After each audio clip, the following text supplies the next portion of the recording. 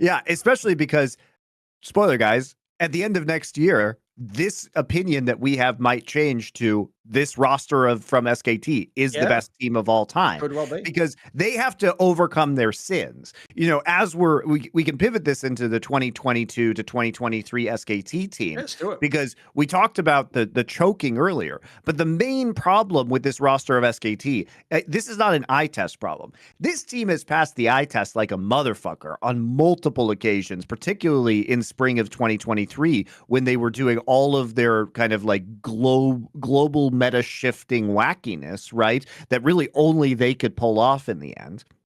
But this version of SKT, they haven't come up when it mattered. Yeah, they won the first split with this roster, but you would have expected that to start kicking off a variety of wins because, hey, this is a new roster and now they have more synergy. No, that's not what happened. They consistently lost to Gen.G domestically, even at times where they were heavily favored, such as in spring of 2023. You know, their Worlds run was again kind of stained, even though it was a best of one, by another loss to Gen.G, right? They did beat Gen.G at MSI, which, you know, was a positive, I think, movement for them. But this is they never really overcame their rival domestically. And so the fact that we're talking about a 25% success rate, even though they were in all the finals, it was the chokes. It was the fact that their star players weren't showing up. It was the fact that Zeus allowed Kingen to be MVP of the 2022 World Finals. And Zeus wasn't a player who, until this Worlds, really kind of got over that. And Zeus is a very young player, so I think this is part of his development. And again, next year, if they do well next year with this core roster again, they may be in conversation. And part of that is because they are one of the longest running teams. All the other teams that we're talking about didn't even make it to 2 years, like basically with this roster, except for what, IG? And G2. Yeah. And G2. Yeah. And even they had the player swap technically on the roles, if you remember. So, yeah. Yep. Right. No, like, people don't know. It's very rare anyone lasts longer than a year with a team. So you actually are right. Not only are they on the list anyway with the 2 years, but if they did something insane next year, maybe they can be number one. Like you can like if they were MSI and the fucking LCK and like they could do a golden road themselves. I mean, I don't think they will, but you could. It's not implausible. Yep. So like for me, this team is still in progress, but it's just the fact that they have just fallen short so many times when they just needed to pull out the win. And it's also just the number of times they've been favorites. They were massive favorites, you know, heading into the World Finals in 2022. It was a crazy upset that DRX RNG. won that. I mean, the way that like, they even shot the video was that they were like the heroes, and like Xiaohu was like some fucking computer villain. Like, do you remember like the trailer? It was all of them just like looking up at Xiaohu, and Xiaohu like fucking tunes it. Like you see him in a massive screen, and it's just his face. He's like, "All right, we're gonna win," and then it's like, "No, don't let him win!" Like the whole fucking video was just shot to make the Chinese team just look like the fucking devil. But then again, I mean, you know, I guess it was because they couldn't be there, so that was just the theme they came up with because of the proximity or whatever. But still, I mean, they were huge favorites there. They were favorites, like pretty much they were favorites in every tournament that they played in, besides for summer of 2023 and then Worlds. And 2022. They were not favorites in 2022 either. Gen.G was a big favorite heading into that final. I guess you could say that too. But yeah, they were favorites of the majority of finals they were in, and yet, you know, they only won the one Worlds title, and then I mean, to tie together the points you guys are making, a big problem they have is that there are other teams on this list who either lost to another like truly legendary team, or you know, you had like a year where 2 or 3 teams are super competitive. The real problem T1 has is if we went final by final of the ones they lost. The joke is, most people think they beat themselves.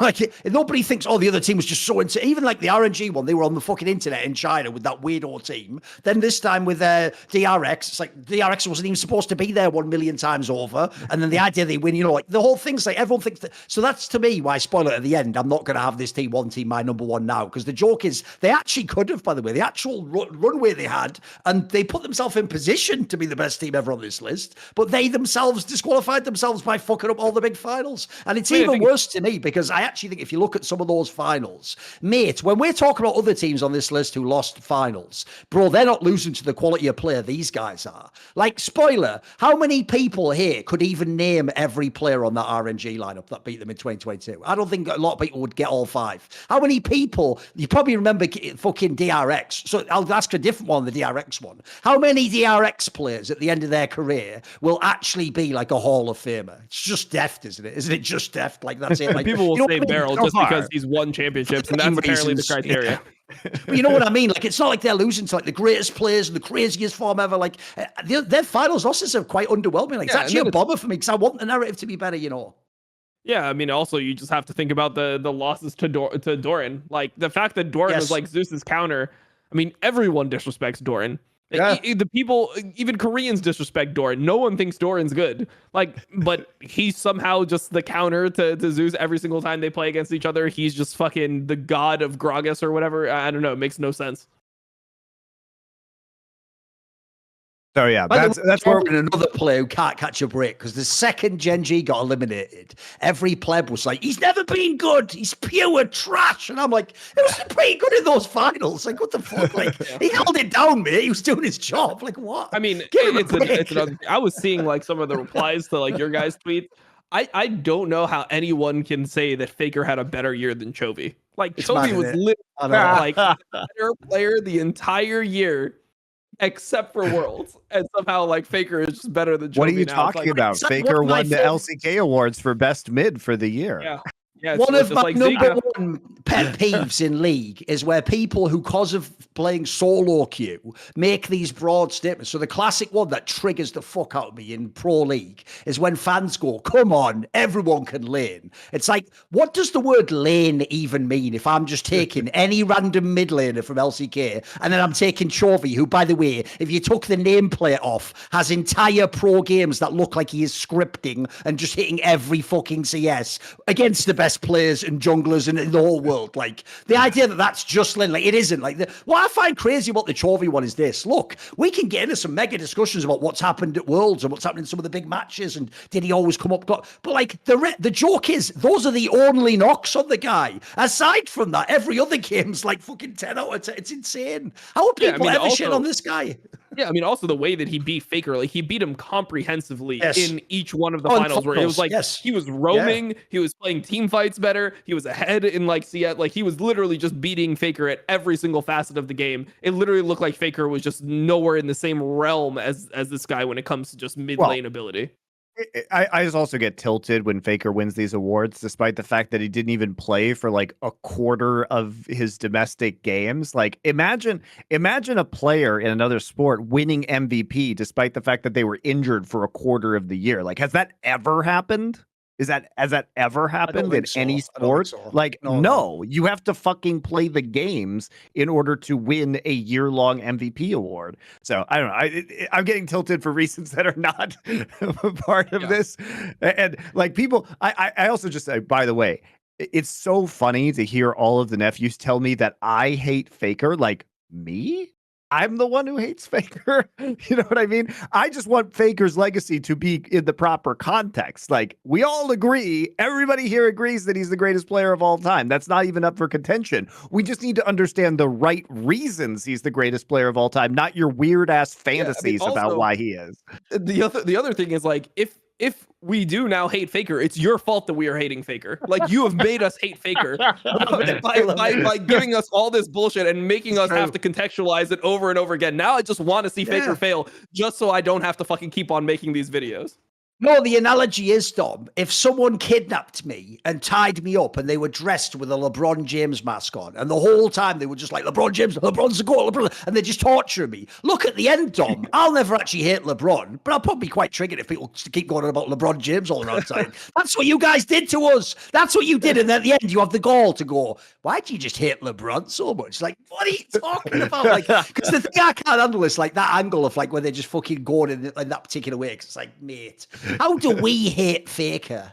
What we hate, because by the way, what you'll love this, Monty, because it's the way that it's phrased gives away the whole like psychological like way they're putting together this info. Because I've seen some of the people who comment on me, you, and because we're all in the same club now, by the way, they say that me, you, and Tom are all faker haters. And then I noticed they'll sometimes put this little flavor text in, which if you listen to the way it's phrased is genius. They'll go and people like Dom have hated on T1, and Monty's trying to downplay faker, and of course Thorin sometimes mentions that Rookie might be greater than him, and it's like they're making it sound like, for me, it's just heretical speech. Like, you know, there's rumblings in the chambers behind, you know, late at night when the doors are all locked, you know, talk of Rookie being a greater player. Like the way that's even thrown in there, dude, like seditious behavior. Dude, it's so genius. I love it. I know we have become.